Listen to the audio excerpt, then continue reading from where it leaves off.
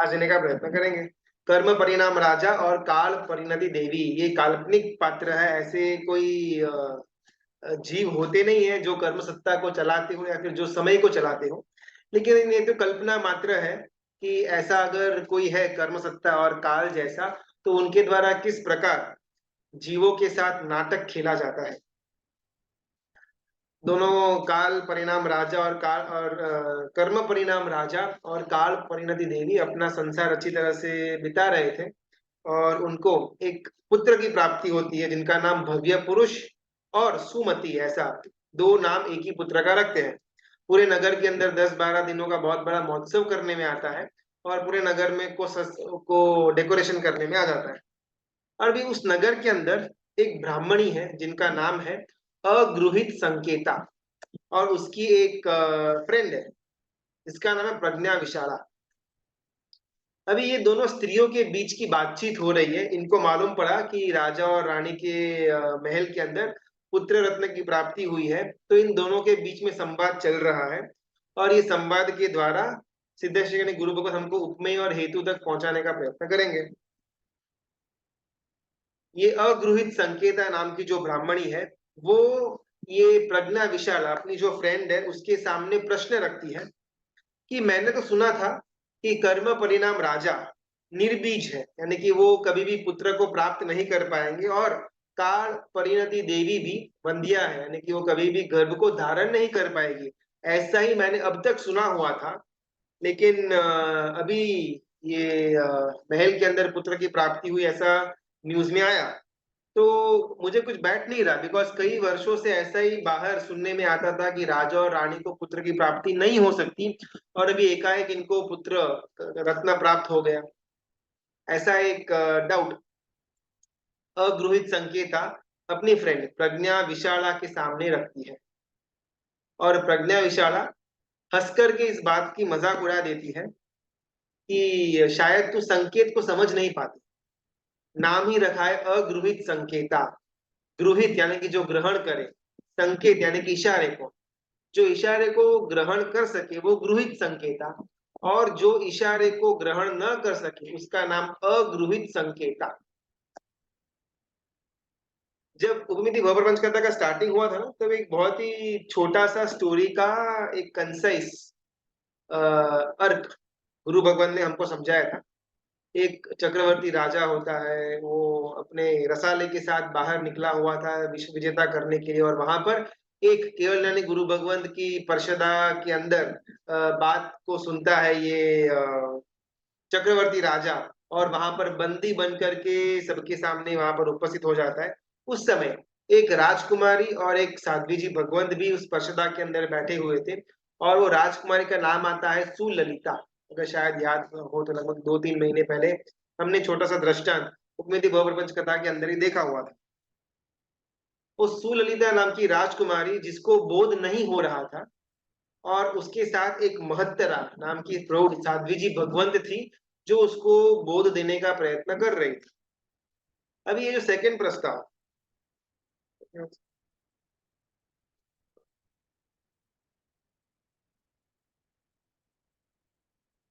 ये जो सेकंड प्रस्ताव जो यहाँ पर उपमिति के अंदर शुरू हुआ है ना, इसके अंदर भी दो लेयर से बातें करना शुरू करते हैं। पहले में क्या था, सिर्फ उपमा उपमेय और हेतु था। वो द्रमक और धर्म बोधकर, इन दोनों पात्रों के द्वारा हमको बोध देने का प्रयत्न करने में आता था। अभी ये सेकंड प्रस्ताव से ना दो लेयर में स्टोरी चलेगी। एक है बहिरंग विश्व और एक है अंतरंग विश्व, यानी कि एक बाहर का दिखता हुआ विश्व और एक है अंतर का अभ्यंतर का विश्व। हालांकि ये दोनों काल्पनिक ही है, इन दोनों से हमको अलग अलग तत्व लेने। जिस प्रकार बहिरंग विश्व के अंदर, बाहर के विश्व के अंदर सुललिता नाम की राजकुमारी है और उसको बोध देने वाले महत्तरा नाम की साध्वी जी भगवंत है, उसी प्रकार अंतरंग विश्व के अंदर अगृहित संकेता नाम की स्त्री है और उसको बोध देने वाली उसकी फ्रेंड प्रज्ञा विशाला है। सुललिता यानी कि बाहरी विश्व के अंदर जिसको बहुत ज्यादा बोध देने में आने के बाद भी वो वस्तु को समझ नहीं पाती, वो सुललिता। और अंतरंग के अंदर अगृहीत संकेता, जो हल्के से इशारे को भी समझ न पाए, वो अगृहीत संकेता। बाहरी विश्व के अंदर प्रज्ञा विशाला, जो उसको समझाने का प्रयत्न करती है। विचार, बाहरी विश्व के अंदर महत्तरा साध्वी जी भगवंत, जो सुललिता को समझाने का प्रयत्न करते हैं, और बहिर और अंतरंग विश्व के अंदर, अभ्यंतर के अंदर प्रज्ञा विशाला। शायद थोड़ा कंफ्यूजिंग हो। एक छोटी सी कथा, उसको जानने के बाद अपन आगे बढ़ते हैं। एक बहुत ही शायद फेमस स्टोरी, हम जानते तो होंगे, लेकिन कभी भी उसका अंत तक हम पहुंचे नहीं होंगे, बहुत रेयरली शायद अपने को उसका अंत मालूम हो। मेघरथ नाम के राजा, बचाओ बचाओ बचाओ करके बहुत जोर से आवाज आती है, और ये जो राजा है वो पौषधशाला के अंदर स्थिर खड़े हैं। वो अपने सेनापति सामंत वगैरह के साथ साथ शायद औषध ले रहे हुए होंगे, तो उनका वहां पर फ्रेंड सर्कल, कल्याण मित्रों का वहां पर मौजूद था। तो एक से बचाओ बचाओ बचाओ करके आवाज आई, और एक कबूतर घायल अवस्था के अंदर ये मेघरथ राजा के चरणों में आकर के गिर जाता है। ये मेघरथ राजा यानी कि पुंडरीक गिनी नगरी, जो महाविद्य क्षेत्र के अंदर है, वहां के राजा। सिमंदर स्वामी परमात्मा के कई सारे स्तवनों के अंदर आता है पुंडरीक गिनी नगरी के राजा। ऐसे सिमंदर स्वामी परमात्मा इसी पुंडरीक गिनी नगरी के अंदर विचर रहे हैं। उस नगरी के राजा थे ये मेघरथ राजा। औषध लिया हुआ है, एक कबूतर घायल हालत के अंदर आकर के पैरों के पास गिर जाता है, और बचाओ बचाओ बचाओ करके ऐसी उसकी पुकार आती है।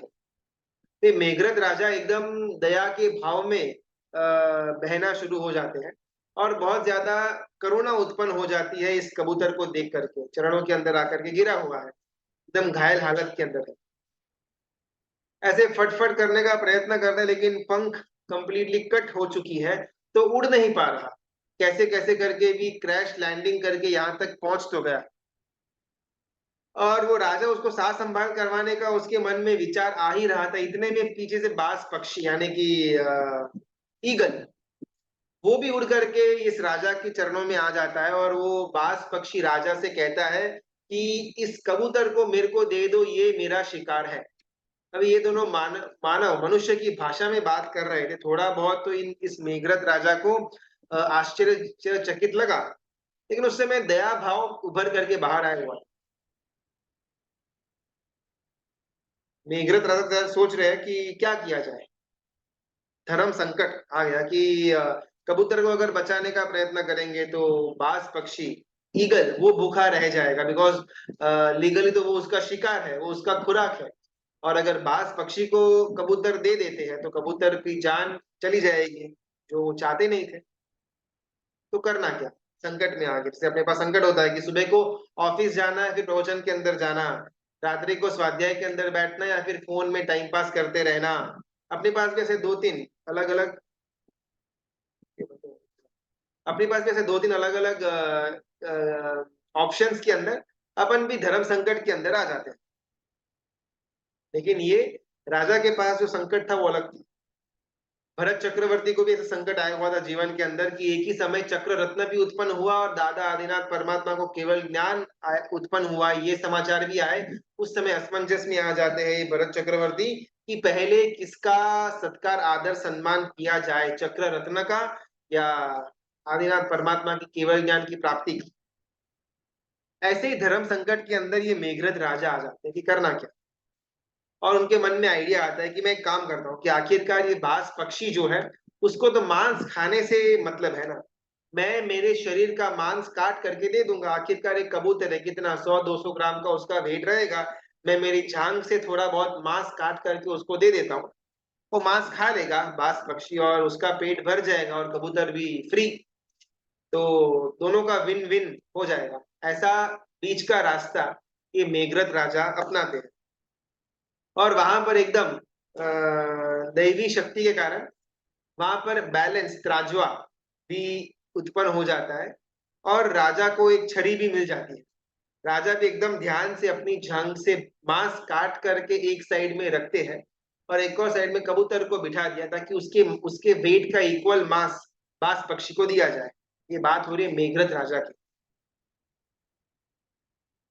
कि मेघरत राजा थोड़ा थोड़ा करके झांग का मांस निकाल रहे, एक झांग यानी कि थाई को कंप्लीटली खाली कर दिया। अभी सेकेंड पांव की जो थाई थी उसको भी खाली कर दिया, लेकिन फिर भी कबूतर का पलटा भारी का भारी रहा। वो राजा कितना भी मांस काट काट करके रख रहे थे, लेकिन वो पलटा नीचे नहीं जा रहा था।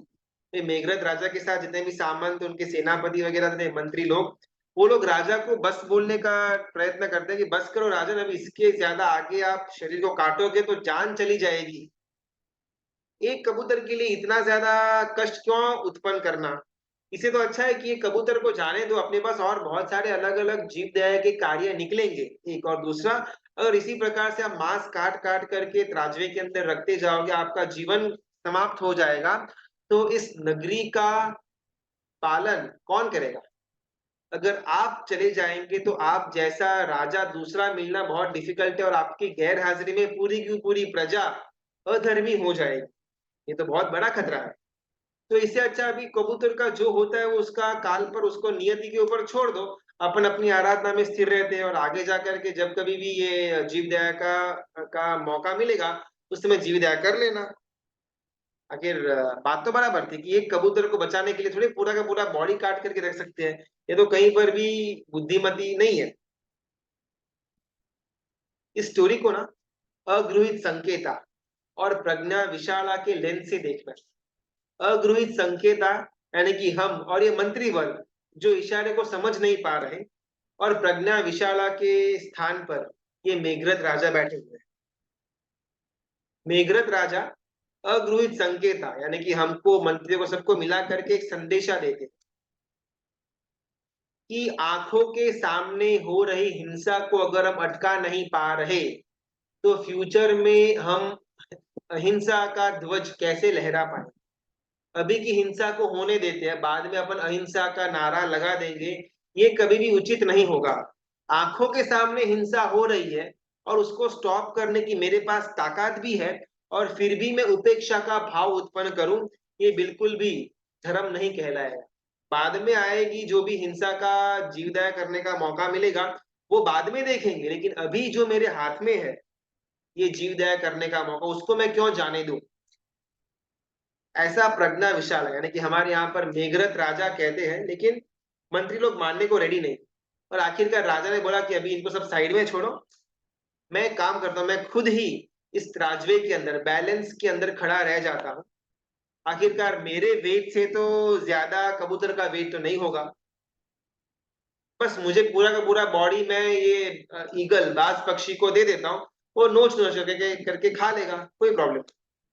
और वहां पर राजन ये राजवे के अंदर खड़े हो जाते हैं, लेकिन फिर भी उनका पलटा एग्जैक्टली बैलेंस होता है, न नीचे न ऊपर। उनका और वो कबूतर का वेट एकदम समान हो जाता है, और वो बाज पक्षी को अपना शरीर का भोजन करवाने का निमंत्रण ये राजा देते।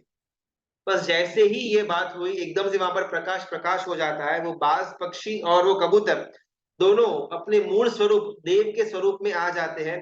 राजा का जो भी बॉडी कटिंग हो चुका था उसको वापस अपनी शक्ति के द्वारा उसको उनके बॉडी को निरोगी बना देते हैं, और वहां पर त्राजवा बैलेंस सब कुछ गायब हो जाता है।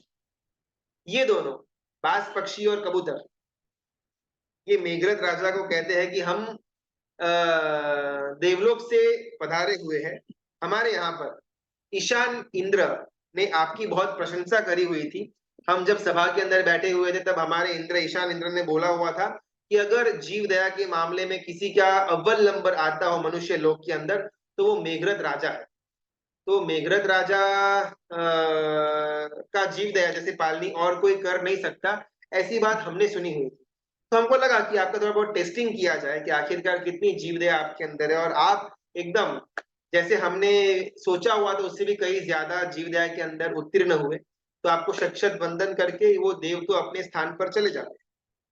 यहाँ पर बात आती है कि ये मेघरत राजा यानी कि कौन। शायद यहाँ तक हमने स्टोरी को जाना हुआ होगा, लेकिन नेक्स्ट बात शायद शायद ही हम जानते थे कि मेघरत राजा ये पोषद के अंदर हुई घटना से इतने ज्यादा टच हो जाते हैं कि जैसे ही पोषद पारा, उसके बाद वापस अपने राज अवस्था के अंदर चले गए, और फटाफट अपने उत्तराधिकारी को चुना, उनका राज्याभिषेक कर दिया, और ये मेघरत राजा राजर्षि बनते हैं।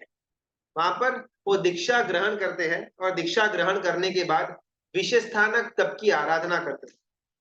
और विशेषस्थानक तप की आराधना इतनी सुंदर भावों के साथ की सभी जीव करो शासन रसी इस भाव को उत्तीर्ण बहुत ही उत्तम स्थान तक लेकर के गए जिनके द्वारा इस मेघरत राजर्षि को तीर्थंकर नाम कर्म का बंध हुआ और वो हमारी 24वीं में शांतिनाथ परमात्मा के रूप में उनका जन्म हुआ। ये मेघरत राजा यानी कि शांतिनाथ परमात्मा की पूर्व से तीसरा भव, जिस भव के अंदर शांतिनाथ परमात्मा के जीव ने विशेषस्थानक की ओली करके तीर्थंकर नाम कर्म की प्राप्ति की। शायद ही हम ये जानते हो कि ये शांतिनाथ परमात्मा के पूर्व भव की स्टोरी।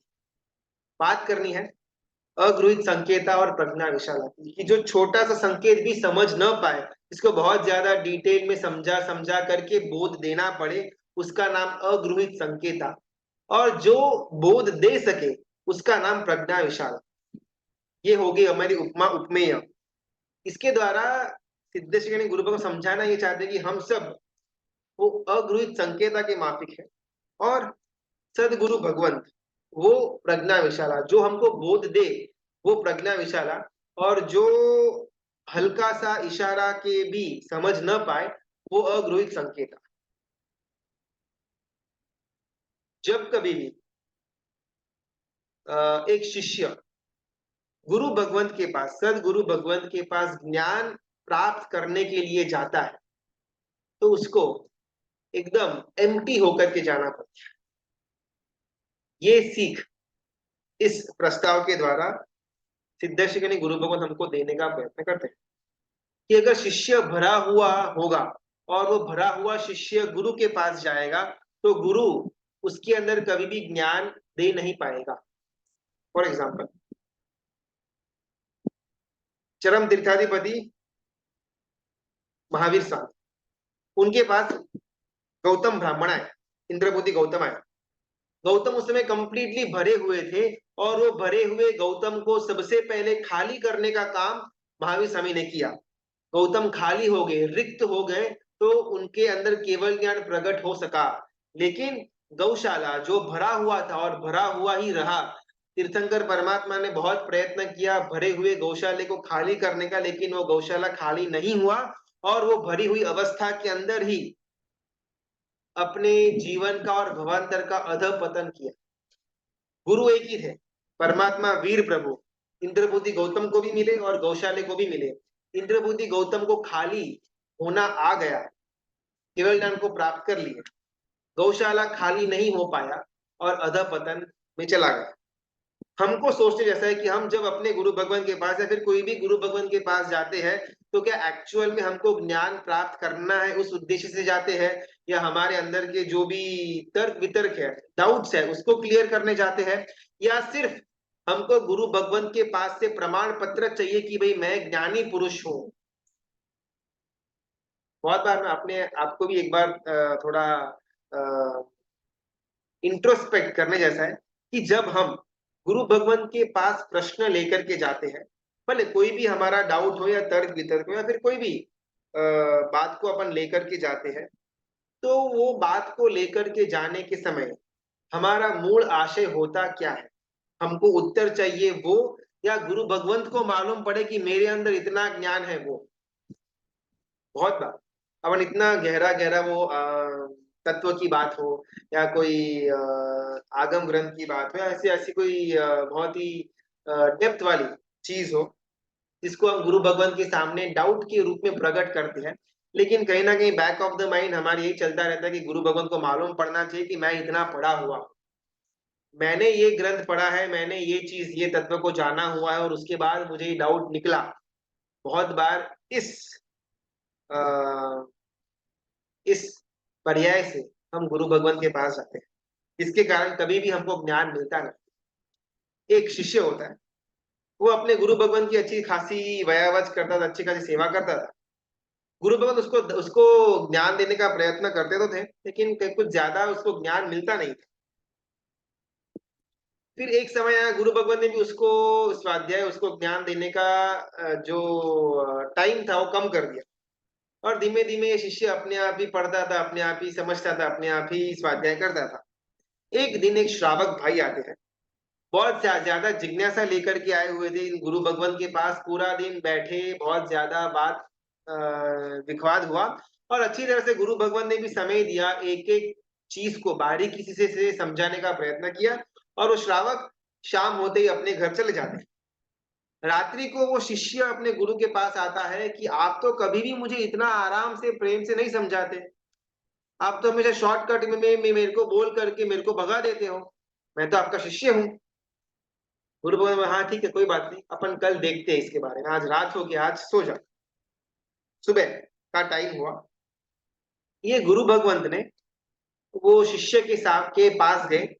हाथ में एक कटोरा था, पानी पीने का जो पात्र होता है वो पात्र था, और गुरु भगवंत ने बोला कि मुझे पानी चाहिए।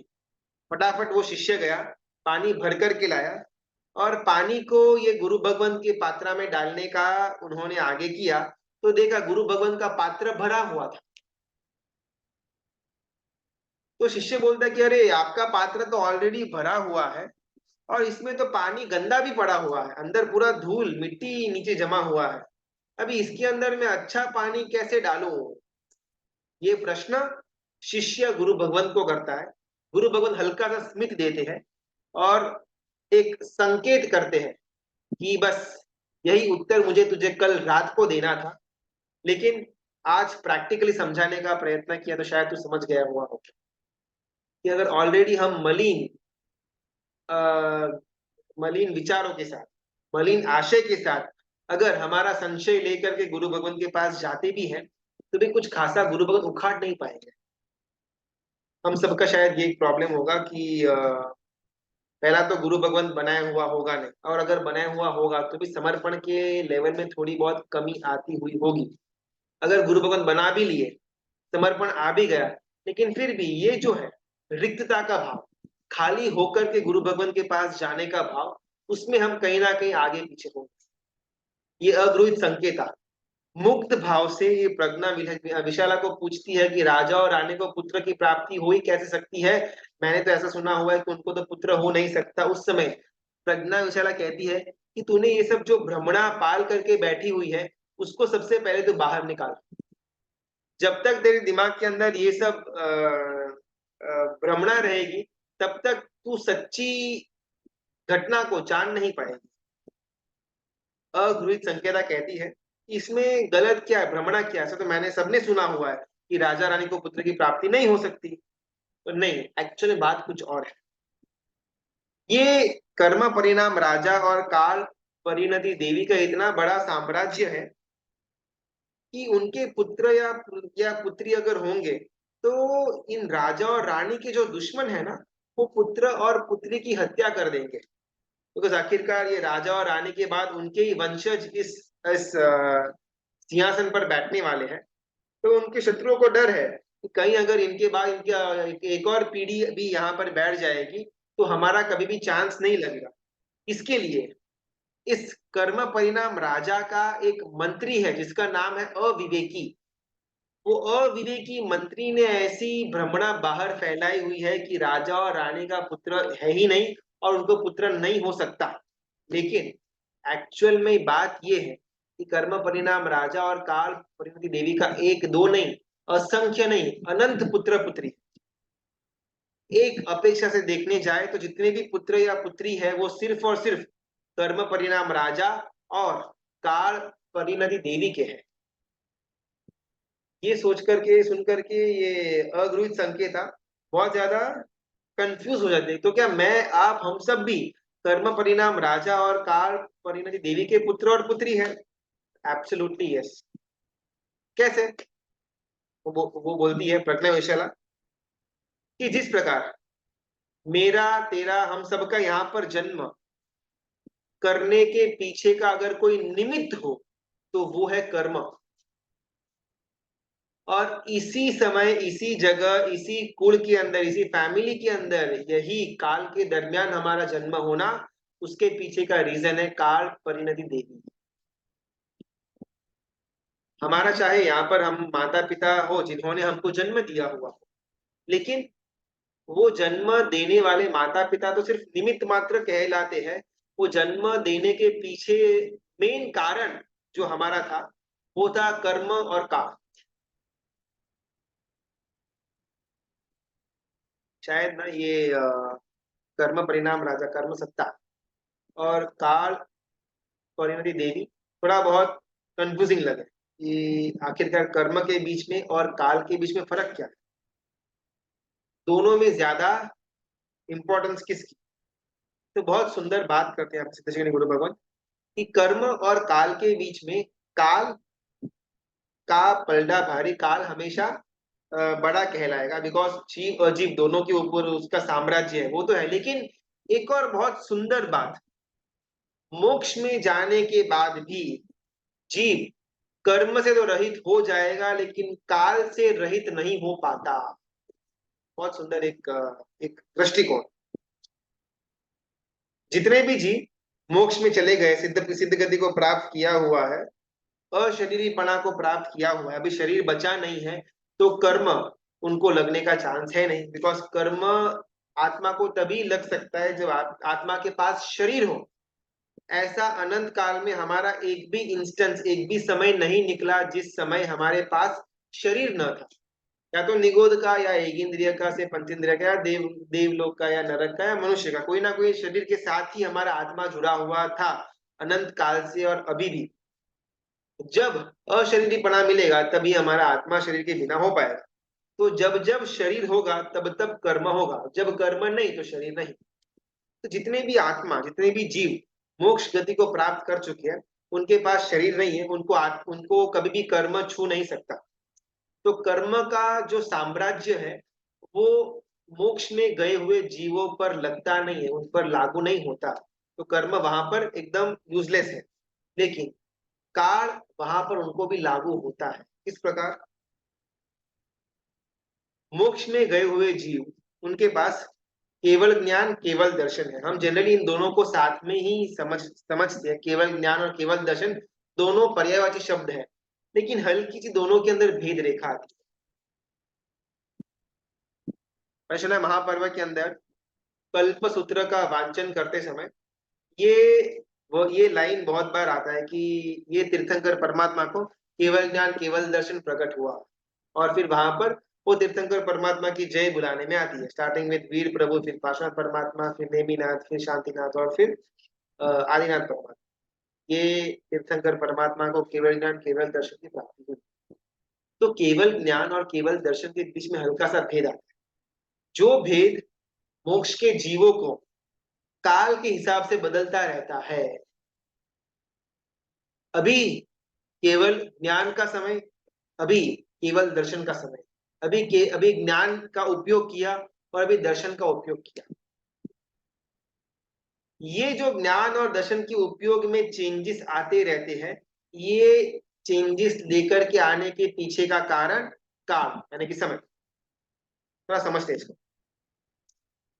हमारे यहाँ पर ना शुद्ध केवली की बात आती है, यानी कि जिन्होंने 14 पूर्व का अध्ययन किया हुआ हो उनको शुद्ध केवली की उपमा दी जाती है। यानी कि जो कोई भी जीव, जो कोई भी गुरु भगवंत जिन्होंने 14 पूर्व को ग्रहण किया हुआ हो, जब ऐसे गुरु भगवंत प्रवचन देते हैं तो सामान्य जन भेद नहीं कर पाते कि ये केवल ज्ञानी है या नहीं। बिकॉज उनके पास शुद्ध इतना ज्यादा ज्ञान पड़ा हुआ है कि जब वो वाणी, जब वो प्रवचन करे तब ऐसा ही लगे लोगों को कि ये तो केवल ज्ञानी है। आश्चर्य केवल ज्ञान नहीं था, लेकिन उनके पास शुद्ध ज्ञान, उनके पास ये 14 पुरों का ज्ञान इतना जबरदस्त पड़ा हुआ था कि सामने वाला डिफ्रेंशिएट न कर पाए कि ये केवल ज्ञानी है या नहीं। एक और साइड पर है ऐसे गुरु भगवान जिन्होंने केवल ज्ञान को प्राप्त किया हुआ है, और केवल ज्ञान को प्राप्त करने के बाद जब वो प्रवचन, जब वो देशना देते हैं, तब सामने वाले नॉर्मल मनुष्य को लगता है कि ये तो केवल ज्ञानी है, इनका तो जो प्रवचन है एकदम पूर्ण ज्ञानी जिसके पास हो वैसा इनकी वाणी है। तो शुद्ध केवली और एक है केवली। शुद्ध केवली की वाणी से भी लोगों को लगता है कि ये केवल ज्ञानी भगवंत है, और केवल ज्ञानी की वाणी से भी लगता है कि ये तो केवल ज्ञानी। लेकिन दोनों के बीच में अंतर ये है कि शुद्ध केवली अपने ज्ञान के आधार के ऊपर प्रवचन देते हैं और सामने वाले को मंत्रमुग्ध करते हैं, उनको धर्म के अंदर स्थिर करते हैं। जबकि जो केवली भगवंत है, वो केवल दर्शन के माध्यम से सामने वाले को प्रवचन देते हैं, यानी कि हर एक जीव का अनंत भूतकाल, अनंत वर्तमान और अनंत भविष्य काल वो उनको देख पाते हैं प्रत्यक्ष रूप में। और वो देखने के बाद केवल यानी भगवंत अपनी देशना देते हैं। शुद्ध केवली जो है वो देख नहीं पाते, वो हर एक जीव का तीन तीन काल का पर्याय को देख नहीं पाते, लेकिन फिर भी उन्होंने 14 पूर्वों का ज्ञान इतना जबरदस्त प्राप्त किया हुआ है कि जिसके द्वारा वो इस प्रकार से अपनी वाणी को रखते हैं कि सामने वाले को कंफ्यूजन हो जाए कि हम केवल ज्ञानी है या नहीं। सिमिलरली मोक्ष के अंदर जीवों को पास भी जिनको केवल ज्ञान प्राप्त हो चुका है, वो ऑल्टरनेटली केवल ज्ञान केवल दर्शन, केवल ज्ञान केवल दर्शन का उपयोग करते रहते हैं। यानी कि उनके पास जो ज्ञान है, वो ज्ञान के आधार के ऊपर भी जीवों की परिस्थिति को देख सकते हैं। और दूसरा केवल दर्शन, एक्चुअल में जीव के साथ क्या हो रहा है उसको लाइव रूप में देख सकते हैं। तो ये बारी बारी से ज्ञान का उपयोग, दर्शन का उपयोग, ये चेंजेस काल के हिसाब से मोक्ष के अंदर रहे हुए जीव कर सकते हैं। तो इससे बताना ये चाहते ये सिद्ध शिखंडी गुरु भगवान कि मोक्ष में जाने के बाद भी वो जीवों के ऊपर कर्म सत्ता का कोई कोई रूल लागू नहीं होता, बिकॉज वो कर्म के चंगुल से छूट गए, लेकिन वहां पर भी काल उनके ऊपर लागू होता है। फिक्स फिक्स समय के अंदर अंदर केवल दर्शन केवल ज्ञान, केवल दर्शन केवल ज्ञान का उपयोग अनुपयोग चालू रहता है। ये काल परिणाम राजा, कर्म परिणाम राजा और काल परिणति देवी, इन दोनों की व्याख्या और उनकी बातें हो रही है यहाँ पर अगृहित संकेता और प्रज्ञा विशाला के द्वारा। एक एक करके अगृहित संकेता डाउट्स पूछते हैं कर्म और काल को लेकर के, और एक एक डाउट्स को ये प्रज्ञा विशाला संकेत देकर के समझाने का प्रयत्न करते हैं। ये हो गई अंतरंग विश्व की बातें। सिमिलरली सेम डायलॉग सुललिता नाम की राजकुमारी और महत्रा नाम की साध्वी जी भगवत के बीच में होता है।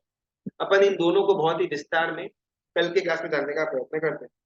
मेरे ख्याल से लास्ट सेशन के अंदर ना एक प्रश्न बहुत सुंदर आया हुआ था ग्रह को लेकर के।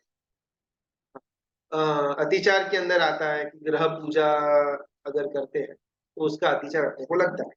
और सिमिलरली बृहद शांति, बड़ी शांति के अंदर उन्हीं ग्रहों का नाम आता है और उनको वंदन के भाव में वहां पर दर्शाया जाता है। आज 14 का दिन, आज शायद बहुत सारे भाग्यशालियों ने प्रतिक्रमण भी किया हुआ होगा, तो आज के प्रतिक्रमण के अंदर ये दोनों चीजें आई हुई होगी, एक अतिचार और एक बृहद शांति। तो ये समझने का प्रयत्न करते हैं कि ये ग्रह और उनको मानना नहीं मानना मिथ्यात्व में आता है या फिर नहीं आता। विशेषतः श्रावक धर्म में श्री सम्यक्त मूल बार व्रत सम्यक्त 5 अतिचार, सम्यक्त के 5 अतिचार बताए गए हैं।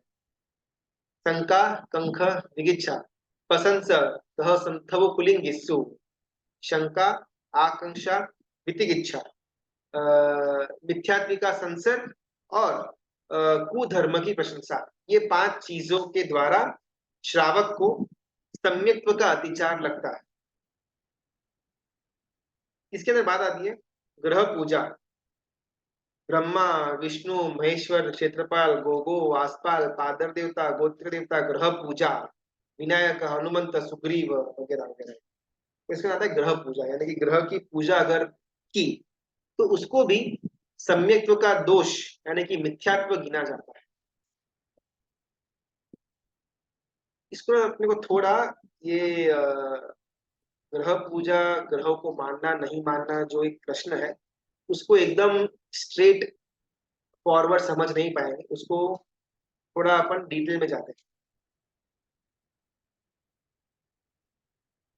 बाली नाह नाम का एक उल्लेखन आता है इसी के अंदर, ब्रह्मा विष्णु महेश्वर क्षेत्रपाल गोगो आसपाल पादर देवता गोत्र ग्रह पूजा विनायक हनुमंत सुग्रीव बाली नाह, यानी कि अगर इस प्रकार के दीवों को अगर मैंने माना हुआ हो तो अंतिम में मिच्छा में तो बाली नाह, ये बहुत सुंदर इसके पीछे कथा आती है कि बाली नाह क्या थे कौन थे। विमल मंत्री, जिस विमल मंत्री ने अर्बुदाचल आबू गिरी के ऊपर तीर्थ का निर्माण करवाया, ऐसे विमल मंत्री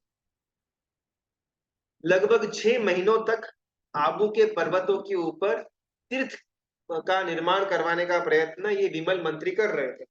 लेकिन दुर्भाग्यवश हमेशा जब कोई भी नींव रखी जाती थी तो वहां पर उस क्षेत्र के रहे हुए क्षेत्रज्ञ जिनका नाम बाली नाह था, वो बाली नाह उनको तबाह कर देते थे। आज फाउंडेशन बनाया, छोटा मोटा प्लेटफॉर्म बनाया और यक्ष आकर के उसको तबाह कर देते थे।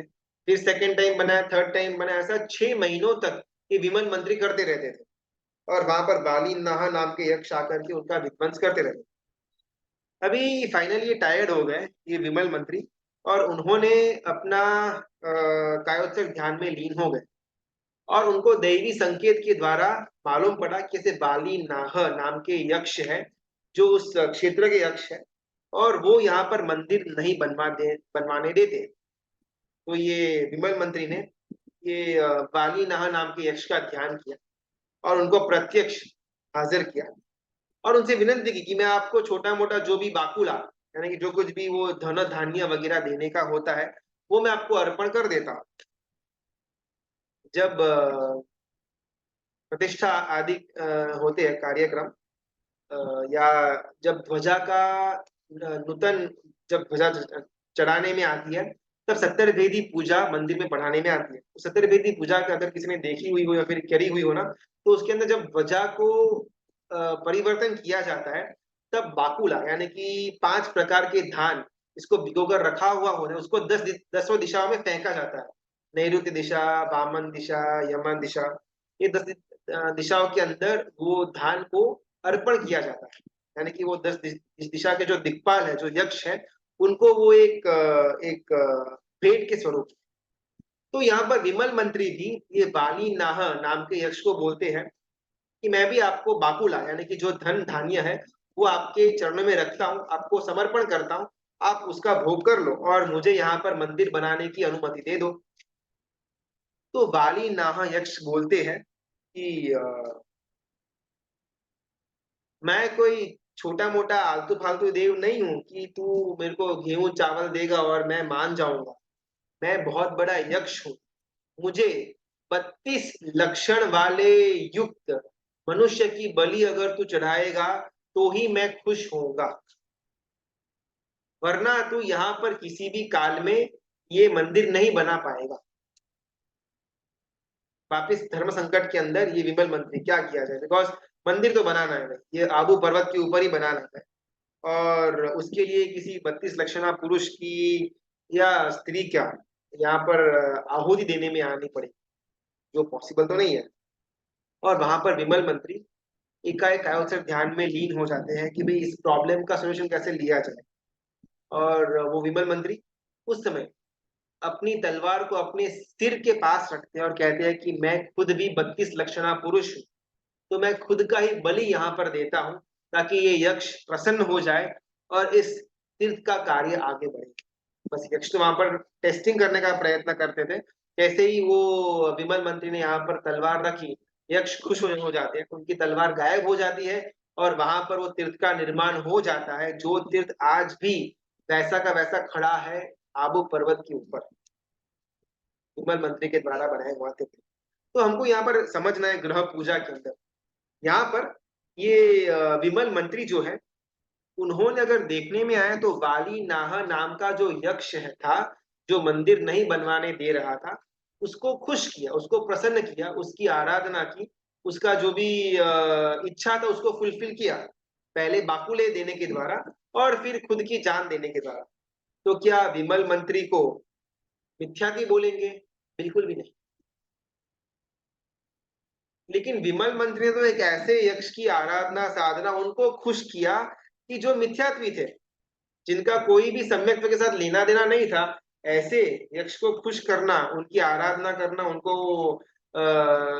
भोग चढ़ाना, उनको बाकुला वगैरह देना, ये तो मिथ्या तो होगा नहीं। बिकॉज विमल मंत्री ने वो बाली नाह नाम के यक्ष को जो कुछ भी अर्पण किया, उस अर्पण करने के पीछे का जो आशय था वो अलग था। आशय ये था कि अगर ये यक्ष यहाँ पर जो प्रॉब्लम क्रिएट कर रहे हैं, अगर ये प्रॉब्लम क्रिएट न करे तो मंदिर यहाँ पर बन जाएगा, निर्माण हो जाएगा। उस उद्देश्य से बाली नाह यक्ष की वो आराधना की। तो वो विमल मंत्री को मिथ्यात्व में नहीं गिना जाता। सिमिलरली बात आती है ग्रह पूजा की। अगर ग्रह पूजा भौतिक चीजों की प्राप्ति करने के लिए की जाए कि धंधे के अंदर कोई प्रॉब्लम आ रहा है, ये चंद्र की बीटी पहनेंगे, अंगूठी पहनेंगे तो एक दो साल के अंदर धंधा आगे बढ़ जाएगा। शादी नहीं हो रही, मंगल या शनि बीच में आ रहा है, उसके लिए अपन ये पूजा पूजन करवाए, वहां पर जाकर के माथा टेक करके आए तो शनि का और मंगल का प्रकोप कम हो जाएगा। ये प्रॉब्लमेटिक है। ये नंग पहनने से या वो चीज करने से या यहाँ पर ग्रह के सामने माथा टेकने से या गणपति जी को वो श्रीफल वगैरह देने से, ऐसा कुछ करने से मेरे ग्रह शांत हो जाए, जिनको ग्रह पूजा बोलते हैं, वो प्रॉब्लमेटिक। कल्प सूत्र के अंदर हर एक तीर्थंकर परमात्मा जब कभी भी उनके कल्याणक आते थे, पांच पांच कल्याणक होते हर एक तीर्थंकर परमात्मा को, तो हर एक कल्याणक के टाइम ना ग्रंथकार भगवंतों ने बहुत प्रॉपरली ये ग्रह चल रहा था, ये नक्षत्र चल रहा था, इस प्रकार का उदय था, इस प्रकार का था, ये सब कुछ प्रॉपरली डिस्क्राइब करने के साथ साथ ये तीर्थंकर परमात्मा का जन्म हुआ, इनका दीक्षा हुई, इनका निर्माण हुआ, ऐसी बात हमको बताते। तो इससे ये मानना है कि जो ग्रह नक्षत्र इत्यादि जब भी ये सब है, इनका बहुत बड़ा प्रभाव मनुष्य के जीवन के ऊपर पड़ता तो है। तो अब आइए, लेकिन दूसरा, जैसे वीर परमात्मा को निर्वाण के समय इंद्र महाराजा विनंती करते हैं कि अगर आप अपना आयुष्य अगर 2 मिनटों के लिए भी बढ़ा सकते हो तो भस्म ग्रह जो आपके जन्म राशि के अंदर बैठने वाला है, तो इसके कारण बहुत लंबे समय तक शासन की अवहेलना होगी। अगर आप अपना जीवन आयुष्य 2 मिनट अगर बढ़ा सकते हो तो आपके मौजूदगी में अगर भस्म ग्रह आपकी जन्म राशि के अंदर बैठ जाता है तो कुछ ज्यादा प्रॉब्लम कर नहीं पाएगा, ऐसी विनंती इंद्र परमात्मा से करते हैं। लेकिन फिर भी परमात्मा कहते हैं कि कोई भी तीर्थंकर भी अपना आयुष्य एक समय के लिए भी बढ़ा नहीं पाएगा, ये तो आउट ऑफ द क्वेश्चन है। और निश्चित उनका आयुष्य पूरा करके परमात्मा वीर प्रभु प्रभु मोक्ष में चले जाते हैं। तो बात यह आती कि ग्रह और नक्षत्र का इनका इतना बड़ा प्रभाव मनुष्य के जीवन पर होता तो है। दूसरा, मनुष्य के जीवन के अंदर जो कुछ भी अच्छा या बुरा होता है उसका कर्ता कर्म है। ग्रह तो बस संकेत मात्र देते हैं कि हाँ भी अभी अच्छी अभी चढ़ती है फिर अभी पड़ती है, इस संकेत मात्र ग्रह दे सकते हैं। ग्रह कभी भी हमारा कुछ अच्छा या बुरा कर नहीं पाएंगे। हमारे साथ हमारा अच्छा या बुरा सिर्फ और सिर्फ हमारे द्वारा किए गए कर्म ही तय कर पाएंगे। अगर मैं चंद्र की वीटी पहनूंगा या फिर मंगल का रत्न पहन करके घूमता फिरूंगा, इससे मेरा धंधा अच्छा हो जाएगा, मेरे घर के अंदर सुख शांति आ जाएगी, ये सब बातें अगर हो सकती थी तो फिर दुख जगत में होता ही नहीं। सब लोग नौ नौ ग्रह वाली वीटियां नौ नौ ग्रहों को मान करके जीवन खुशहाली से व्यतीत करना शुरू कर देते। लेकिन ऐसा देखने में आता तो नहीं है। और ऊपर से जो लोग अलग अलग वीटियां अलग अलग ये ग्रहों को मान करके चलते रहते हैं, उनको भी जीवन के अंदर दुख तो आते हैं। तो भौतिकता की मांगनी करने के लिए अगर ग्रह पूजा करने में आए तो उसको मिथ्यात्व में गिना गया है। इसीलिए अतिचार में ये सम्यक्त्व मूल बार व्रत वाला जो अतिचार का भाग है उसके अंदर ग्रह पूजा को मिथ्यात्व गिना गया है। लेकिन एट द सेम टाइम बृहत शांति के अंदर एक कड़ी ओम घ्रास चंद्र सूर्यांगारक बुध बृहस्पति शुक्र शनिश्चर राहु केतु सहिता सलोकपाला सोम यम वरुण कुबेर भास्वादित्य स्कंद, ये सब अलग अलग अलग ग्रह नक्षत्र के नाम, बुध बृहस्पति शुक्र शनिश्चर राहु केतु वही। और इसके साथ साथ ऐसे भी देवों के नाम जिनको हिंदू परंपरा के अंदर देव माना गया है, जैसे कि वरुण हो, कुबेर हो, सोम हो, यम हो वगैरह, जिनको शायद अपन कभी भी पूज्य कैटेगरी में नहीं गिनते। तो फिर इन सब का नाम बड़ी शांति के अंदर क्यों? अपन ना ये जो गाथा है उसका अर्थ जानते हैं ताकि अपने को मालूम पड़ जाए कि वो अतिचार के अंदर ग्रह पूजा जो बात आती थी और यहाँ पर जो ग्रह की बात आती है, दोनों में अंतर क्या है? ओम, चंद्र, सूर्य, मंगल, बुध, बृहस्पति, शुक्र, शनिश्चर, राहु और केतु, इन ग्रह लोकपाल देव जैसे सोम, यम, वरुण, कुबेर, वासव, आदित्य, स्कंद, विनायक, ये सर्वे और भी लोकपाल देव हो, गांव के हो, शहर के हो, अन्य क्षेत्र के हो, वासवादित्य स्कंद, विनायक कोयपेता, ये चन्येपी ग्राम नगर क्षेत्र देवता दयस्ते, सर्वे प्रियंताम प्रियंताम, यानी कि सारे के सारे देव प्रसन्न थाओ, और राजाओं के भंडार को भरपूर करने वाले आप बनो। ऐसी इच्छा, ऐसी मांगनी हम बृहद शांति के द्वारा करते हैं। आखिरकार ना, ये जो बड़ी शांति है ना, बहुत ज्यादा रहस्यमयी है। एग्जैक्टली इनके रचयिता कौन है, किस प्रकार इनकी रचना हुई, एकदम प्रॉपर बाई प्रूफ कुछ मिलता नहीं है। ये शांति का उद्भव स्थान कौन सा था, कौन से महात्मा ने करी, बिकॉज कौन से महात्मा ने स्तोत्र की रचना करी हुई है, वो अगर जानेंगे तो मालूम पड़ेगा किस परिस्थिति के अंदर इस स्तोत्र की रचना करी गई। वो परिस्थिति को अगर जानेंगे तो ये स्तोत्र कहाँ कहाँ पर अप्लाई करना और किस भावों के साथ अप्लाई करना मालूम पड़ेगा। फॉर एग्जाम्पल भक्तामर स्तोत्र है, मानतुंग सुरेश्वर जी महाराजा ने अपनी बेड़ियों को तोड़ने के लिए एक एक गाथा का निर्माण किया, और एक एक गाथा रचना करते जाते हैं और एक एक बेड़िया टूटती जाती है। कल्याण मंदिर स्तोत्र, सिद्धसेन दिवाकर सुरेश्वर जी महाराजा ने शिवलिंग के सामने ये स्तोत्र की रचना की, और 11वीं गाथा में जब त्रट त्रट त्रट करके शब्द आते हैं, उस समय शिवलिंग फटा और अंदर से नेमिनाथ परमात्मा की प्रतिमा जी बाहर आई, पार्श्वनाथ परमात्मा की प्रतिमा जी बाहर आई, अवंती पार्श्वनाथ। तो ये स्थिति में इन महापुरुषों ने ये स्तोत्र की रचना करी हुई थी। तो अपने को मालूम पड़ता है कि ये स्तोत्र बोलने से भाव कौन सा उत्पन्न करना। अभी बड़ी शांति में प्रॉब्लम, रहस्य क्या होता है ना, कि इनके रचयिता एग्जैक्टली कौन है बाई प्रूफ मालूम तो नहीं पड़ता, लेकिन वाया वाया वाया कुछ कुछ हल्के हल्के रेफरेंस जो मिलते हैं वो इस प्रकार है कि हरिभद्र सुरेश्वर जी महाराजा, जिन्होंने ब्राह्मण से जैन दीक्षा के अंदर ट्रांसफर लिया हुआ था, और इनके साथ इनके जो जो भांजे हैं हंस और परमहंस, इन दोनों भांजों ने भी दीक्षा ली हुई थी आचार्य भगवंत हरिभद्र सुरेश्वर जी महाराजा की निश्रा के अंदर। फिर वो लोग बौद्ध परंपरा के अंदर जाते हैं बौद्ध का पाठ पठन करने के लिए। वहां पर बौद्ध लोग जान जाते हैं कि ये तो जैन मुनि भगवंत है, उनको मारने के लिए पीछे भागते हैं। बहुत लंबी कथा आपने शायद सुनी हुई। और फिर वो लोग आकर के ये हंस और परमहंस की हत्या कर देते हैं। इससे क्रोधित होकर के हरिभद्र सुरेश्वर जी महाराजा वहां पर 1444 जो भी बौद्ध के अनुयायी थे, जो जिन्होंने हंस और परमहंस का वध किया हुआ था, उन पर कोपायमान हो जाते, उनको अपनी विद्या से आकाश के अंदर स्थिर कर देते हैं, और बड़ी बड़ी तेल की कढ़ाइयां उपाश्रय के अंदर प्रज्वलित करवाते हैं, और कढ़ाइयों के अंदर वो बौद्ध के अनुयायियों को डालने का विचार करते हैं। और उस समय हरिभद्र ब्राह्मण जिस साध्वी जी भगवंत से प्रतिबोध प्राप्त करके हरिभद्र सूरी बने हुए थे, ऐसी याकिनी महत्तरा साध्वी जी भगवंत वहां पर आती है, इनको वापस प्रतिबोध देती है, इनका क्रोध शांत करवाती है। और ये हरिभद्र सूरी महाराज को बहुत भारोभार पश्चाताप होता है कि मेरा क्रोध में इतना आगे मैं बढ़ गया कि साक्षात 1444 मनुष्य को मैं हत्या करने के लिए आगे बढ़ गया, और अपने आप को प्रायश्चित देते हैं कि अपने जीवन के अंत समय से पहले पहले नए नूतन 1444 1444 ग्रंथों का निर्माण करेंगे। तो बात ऐसी आती है कि ये जो बृहद शांति नाम का जो स्तोत्र है, इसकी रचयिता भी हरिभद्र सुरेश्वर जी महाराजा ने करी हुई थी। स्टार्टिंग के समय में जैसे ही ये घटना हुई, क्रोध के अंदर आवेश के अंदर आ गए, उसके बाद उन्होंने ये बृहद शांति की रचना। तो अपने को रचनाकार जो है उनका आशय को समझना पड़ेगा। वो एकदम क्रोध की धारा में जल रहे थे।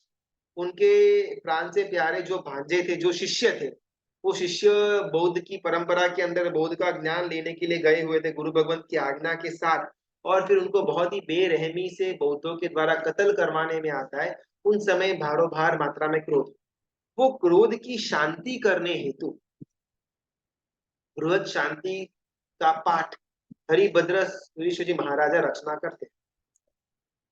फिर वापस जैसे अपने स्टार्टिंग में स्टोरी देखी विमल मंत्री की, कि आशय अच्छा था। मंदिर का निर्माण करने के लिए जो वाली नाह नाम का यक्ष उनको प्रॉब्लम क्रिएट कर रहा था, वो प्रॉब्लम क्रिएट न करे इसके लिए ये विमल मंत्री वालीनाह नाम के यक्ष की साधना आराधना और उनको जो पूजी भोग वगैरह देना था, बलि देना था, वो देने के लिए वो रेडी हो जाते। सिमिलरली मन की शांति प्राप्त करने के लिए जितने भी ये ग्रह है, जितने भी नक्षत्र है, जितने भी ये छोटे मोटे देव है, क्षेत्र के देव है या लोकपाल के देव है, ये प्रसन्न हो, क्योंकि अगर ये प्रसन्न होंगे तो मुझे शांति मिलेगी। तो कंप्लीटली बृहद शांति के अंदर जहां जहां से शांति प्राप्त हो सकती है, 16 विद्या देवियों उनका भी स्मरण हो गया, शासन की रक्षिका देव देविया जो है 24 तीर्थंकर परमात्मा के 24 शासन रक्षक देव और शासन रक्षिका देवी, इनका भी स्मरण हो गया। 24 तीर्थंकर परमात्मा का नाम भी आ गया। यहाँ पर जितने भी ये ग्रह नक्षत्र है, ये लोकपाल देव है, दिक्पाल देव है, इनका भी नाम का स्मरण हो गया। जहां जहां से मुझे शांति मिल सकती है उन हर एक जगह का मैंने स्मरण किया ताकि मुझे शांति मिले। आशय शांति प्राप्ति करने का है, तो इसके लिए ग्रह का वंदन किया, ग्रह को हमने खुश हो ऐसी बात करी, उसमें कोई प्रॉब्लम नहीं। लेकिन अगर इन ग्रहों के द्वारा मुझे भौतिकता मिले, मेरे पैसे बढ़े या मेरी शादी हो जाए, फिर मेरा संसार आगे बढ़े, अगर इस आशय से ग्रह की पूजा करने में आती है तो अतिचार। लेकिन मुझे मेंटल पीस मिले, मुझे शांति मिले, चित्त प्रसन्न हो मेरा, अगर इसके लिए मैं ग्रह वगैरह का बात यहाँ करता हूँ शांति के अंदर, तो उसमें कहीं पर भी मिथ्यात्व की बात नहीं आती। ग्रह एक ही है, मतलब शायद 9 या 10 जितने भी ग्रह होंगे, ग्रह तो वो की वही है, लेकिन अगर उन ग्रह के पास भौतिकता की बात की तो अतिचार, और उन ग्रह के पास मन के अंदर शांति हमको प्राप्त हो ऐसी मांगनी करी तो बृहद शांति स्तोत्र की रचना हो। तो ये दोनों के बीच में भेद आता है। अभी अगर कुछ प्रश्न तो फटाफट अपन 10 मिनट के अंदर ले लेते हैं। क्या बिना सम्यक दर्शन हम आजकल जो व्रत नियम लेते हैं और जो सर्ववीरती है, क्या ये सही है कि हम फर्स्ट गुण स्थानक में रह के ये सब, हाँ देखो, गुण स्थानक के अंदर पहला आता है मिथ्यात्व का, सास्वादन, मिश्र और फिर सम्यक संकित गुण स्थान। तो हम इस भव के अंदर ना 5 के बाद अविरत देश वीरती श्रावक का गुण स्थानक, फिर प्रमत और अप्रमत सर्ववीरती गुण स्थानक आते हैं। यानी कि इन शॉर्टर टर्म्स, पहला मिथ्यात्व का, चौथा सम्यक्त्व, पांचवा श्रावक के अनुकूल जो देश वीरती के व्रत ग्रहण किया हुआ है वैसे जीवों का, और छठा सातवां जिन जीवों ने दीक्षा ग्रहण कर ली है, अगर वो प्रमाद वाली अवस्था के अंदर है तो छठा गुण स्थानक, और प्रमाद वाली अवस्था नहीं है तो सातवां गुण स्थानक। इस प्रकार गुण स्थानक की बात आती है। तो पहले सम्यक्त्व आएगा, उसके बाद देश वीरती आएगी, उसके बाद सर्ववीरती आएगी। पहले सम्यक्त्व आएगा, फिर 12 नियम है, सॉरी 12 व्रत है, 14 नियम है, देश वीरती के जितने भी भाग है वो सब आएंगे, और उसके बाद सर्ववीरती की बात होगी। लेकिन इसमें सबसे बड़ा प्रॉब्लम ये आ जाता है कि हम कभी भी अथॉरिटी के साथ कह नहीं पाएंगे कि भाई हम पहले गुण स्थानक में है, चौथे में है, फिर पांचवें।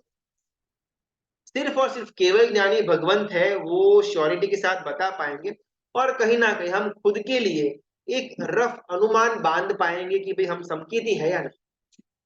तो सबसे पहले सम्यक्त्व को प्राप्त करने की दिशा पकड़नी चाहिए, और उसके साथ साथ 12 व्रत या 14 नियम जो है वो साइमल्टेनियसली चले तो अच्छा है। लेकिन इसका ये मतलब ये नहीं कि भाई हम व्रत को या नियम को साइड में रख दीजिए, सबसे पहले तो बस सम्यक के पीछे हाथ धोकर पड़ेंगे, उसके बाद वो सब देखा जाएगा, ऐसा बिल्कुल भी नहीं है।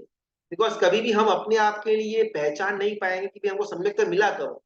नहीं से का एग्जाम्पल, एक हल्का से, ये बस एक क्रिया, गुरु भगवंत को गोचरी बहराया, उसके द्वारा नई सार को सम्यक मिल गया। तो शायद कभी हमको भी ऐसा छोटी एकादि क्रिया के द्वारा भी सम्यक मिला हुआ हो सकता है, शायद हमको याद नहीं, मालूम नहीं, या फिर हमको महसूस नहीं होता, लेकिन हम सम्यक्त्व को स्पर्श तो किए हुए हो सकते हैं। तो कभी भी व्रत को या नियम को, देश वीरती की बात हो गई, उसको ओमिट नहीं करना कि भाई मैं तो मिथ्यात्वी हूँ, पहले मैं सम्यक्त्व तक पहुंचूंगा, उसके बाद व्रत और नियम देखेंगे, बिल्कुल भी नहीं। हमको मालूम नहीं है कि भाई हम संकीर्ति है फिर मिथ्यात्वी है। तो अगर अपन समकीती है तो देश वीरती के अंदर जाना वो तो क्रम बन जाएगा, और अगर हम मिथ्यात्वी है तो भी ये जो देश वीरती के अंग है उसके द्वारा हम सम्यक्त्व तक पहुंच सकते हैं। बिकॉज मिथ्यात्व से सम्यक्त्व तक जाने के बीच का जो रास्ता है वो दो चीजों के द्वारा अपन क्रॉस कर पाएंगे, एक तो क्षमापना और दूसरा कषायों की मंदता। ये दोनों चीज 12 व्रत 14 नियम सामायिक है पोषण जितनी भी देश वीरती की आराधना है उनके द्वारा ये दोनों चीजों को बहुत ही सुंदर रूप से अपन धारण कर सकते हैं, कषायों की मंदता और क्षमापना। मेघरत राजा पोषद में तो वो पंछी को टच नहीं कर सकते है ना, ये बात ना देखो, ये जो बात है ना वो है पुंडरीक गिनी नगरी की, यानी कि महाविद्य क्षेत्र की। महाविद्य क्षेत्र के अंदर हमेश के लिए चौथा आरा चलता आता है। अभी जब हमारे यहाँ पर भरत क्षेत्र में चौथा आरा चल रहा था, यानी कि जब दूसरे तीर्थंकर परमात्मा से लेकर के 23वें तीर्थंकर परमात्मा का शासन काल जब चल रहा था तब रूल्स बहुत अलग थे। दीक्षा लेने के बाद भी व्हाइट एंड व्हाइट पहनना आवश्यक नहीं था, कोई येलो भी पहने रेड भी पहने सब चलता था, सबको गुरु भगवंत माना जाता था। दीक्षा लेने के बाद डेली प्रतिक्रमण करना आवश्यक नहीं था, अगर लगे कि भाई आज पाप हुआ है तो आज प्रतिक्रमण कर लेंगे, लगा कि आज पाप का बंद नहीं हुआ तो नो प्रॉब्लम, आज प्रतिक्रमण कैंसिल। दीक्षा लेने के बाद विहार करना आवश्यक नहीं था, लाखों साल करोड़ों साल एक जगह पर भी गुरु भगवंत रह सकते थे। दीक्षा लेने के बाद सिर्फ 4 महाव्रत की पालनी करने में आती थी, बिकॉज ब्रह्मचर्य नाम का जो जो महाव्रत है वो 5वें के अंदर ही मिक्स किया जाता था। जो बातें आज के समय के अंदर लागू नहीं होती, आज के समय के अंदर पूरा का पूरा सिस्टम चेंज हो गया 5वें आरे के अंदर। तो अभी ये जो मेघरत राजा की बात है ना, ये पुंडरीगिनी नगरी महाविद्य क्षेत्र की बात है जिसके अंदर चौथा आरा चला आ रहा है। तो उसके अंदर की जो रूल्स एंड रेगुलेशंस है हमारे आज के हिसाब से अपन कंपेयर नहीं कर पाएंगे। अगर आज के दिन दो दूसरे तीर्थंकर परमात्मा से लेकर के 23 तीर्थंकर परमात्मा के शासन काल में हुए असंख्य मुनि भगवंतों को अगर अपन रखें, उसमें से अगर एक भी मुनि भगवंत इस समय अपन देखे ना दृष्टि से, तो अपन उनको मुनि भगवंत मानेंगे ही नहीं। कलरिंग कपड़ा पहना हुआ है, प्रतिगमन नहीं करते हैं, 4 ही महाव्रत है, होगा भी कुछ अलग टाइप का होगा। तो हम अकस्टम्ड है एक एक फिक्स मुनि भगवंत को देखने के रूप में, तो हम उनको शायद मुनि भगवंत मान भी ना पाए, लेकिन वो मुनि भगवंत है। तो सिमिलरली ये जो मेघरत राजा की बात आ रही है ना वो चौथे आरे की बात है, और वो भी महाविद्य क्षेत्र के अंदर की। उस समय अभी प्राणी को घायल जो हुआ है उसको बचाने के हेतु में अगर स्पर्श करने में आने की छुट्टी शायद हो सकती है, अपने को मालूम नहीं है, लेकिन ऐसा प्रोविजन होने के चांसेस तो है। शनि नरतो हतो मुनिसो स्वामिनी दर्शन कराए, 9 ग्रह के 9 तीर्थंकर भगवंत है।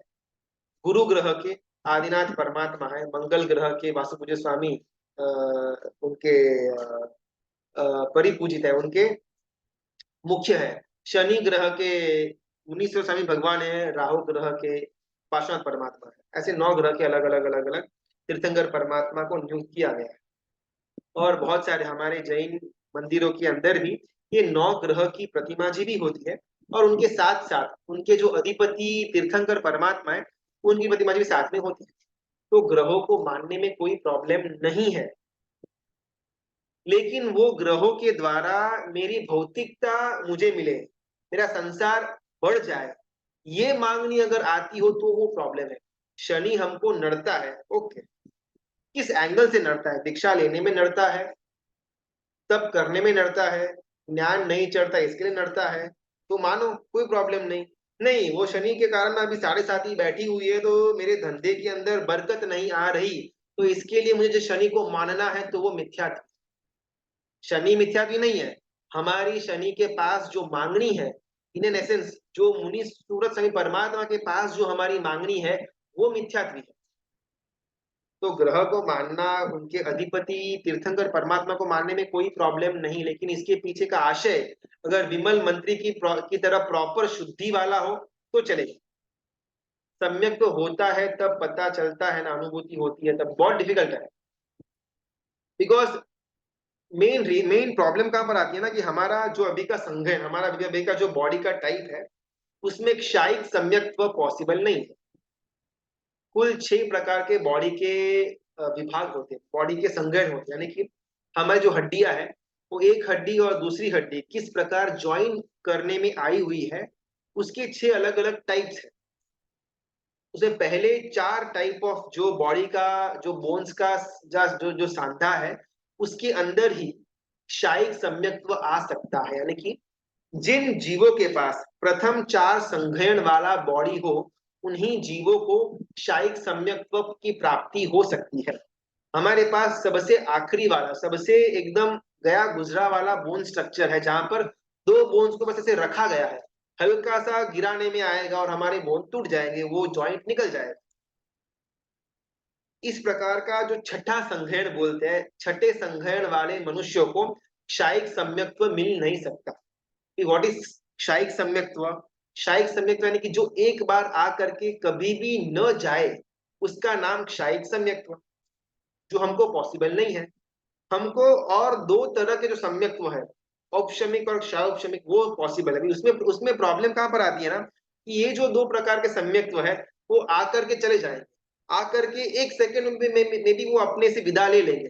अभी उतने में अपने को मालूम पड़े न पड़े, बहुत डिफिकल्ट है। फॉर एग्जाम्पल, मैंने जब संवत्सरी का प्रतिक्रमण किया 2-3 घंटे का, उसे बहुत जबरदस्त भावनाओं के अंदर मैं था कि हाँ, पूरे साल में मैंने ये पाप किए थे, वो पाप किए थे।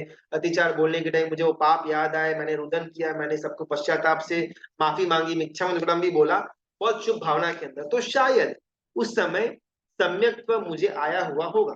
लेकिन संवत्सरी पूरी हो गई, पारना पांचम आ गई, मेरा जो भी उपवास था, छठ था, अठम था, मैंने पारना कर लिया, फिर खाने के पीछे मैं भाग रहा हूँ, तो अभी इस अवस्था के अंदर मैं संकित नहीं। तो सम्यक्त्व आएगा जाएगा, आएगा जाएगा, ये चलता रहेगा। हमारा शायद इतना ज्यादा सत्व नहीं है कि हम उसको फील महसूस भी कर पाए। लेकिन सम्यक्त्व के जो लक्षण की बात आती है, वो लक्षण अगर हमारे अंदर है या पहले कभी थे, तो हम अंदाजा लगा सकते हैं कि हाँ, वो अवस्था के अंदर मैं संकित ही था। अभी जो मेरा पर्याय चल रहा है, उसमें तो मैं सम्यक भी नहीं हूँ, लेकिन ये जो सम्यक्त्व के जो 5 गुण की बात आती है, लक्षण की बात आती है, वो मेरे अंदर उस टाइम तो थे। मैं उस टाइम एकदम प्रॉपर ये सारे की सारी चीजों को फॉलो कर रहा था, तो उस समय मैं संकित ही था। लेकिन अभी नो आइडिया। तो सम्यक्त्व आने के बाद, जाने के बाद, बहुत अगर अपन सोचे तो अनुभूति तो नहीं होगी, लेकिन थोड़ा हल्का सा अनुमान अपन बिठा पाएंगे, लेकिन वो भी बहुत डिफिकल्ट है। तो ऑन अ सेफर साइड अपने को मान लेना कि भाई मेरे को सम्यक तो मिला हुआ है, और ऐसा समझ करके अपने को आगे देश वीरती और सर्ववीरती की तरफ आगे बढ़ना है। अगर इसी सम्यक्त्व के अंदर अगर अपन कंफ्यूजन होकर के बैठ जाएंगे, तो कभी भी आगे वाले स्थान तक पहुंच नहीं पाएंगे। तो ऑन अ इजियर नोट, अपने को सम्यक्त्व मिला हुआ है या फिर आकर के चला गया है, ऐसा समझ करके आगे देश वीरती के अंदर आगे बढ़ना। तो समय भी हो गया। पिता की आज्ञा विरुद्ध कुछ भी बोला हुआ हो तो मिच्छामि, बहुत बहुत धन्यवाद अनुमोदना। कल हम ये कथा को आगे लेकर के जाने का प्रयत्न करेंगे।